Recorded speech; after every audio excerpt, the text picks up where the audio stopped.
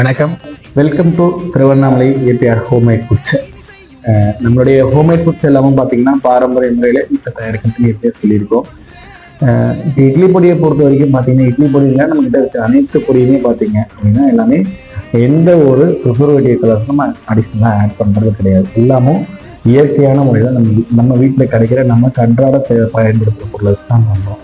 அவங்க நிறைய பேர் என்கிட்ட கேட்டிருந்தீங்க, இது யார் மேனுஃபேக்சரிங் பண்ணுறாங்கன்றது. நம்ம வீட்டிலே தான் தயாரிக்கிறோம்.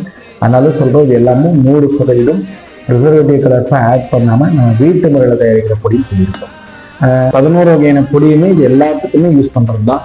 அதேமாதிரி இப்போ ஆவாரம்பூனா வெறும் ஆவாரம்பூ மட்டும் அதில் போட மாட்டாங்கன்னா அந்த ஆவாரம்பூவில் பொடி வகைகளை ஆட் பண்ணி தான் நம்ம பருப்பு அந்தமாரி பொடி இதெல்லாம் ஆட் பண்ணி தான் நம்ம அந்த பொடியை தயாரிக்கிறோம்.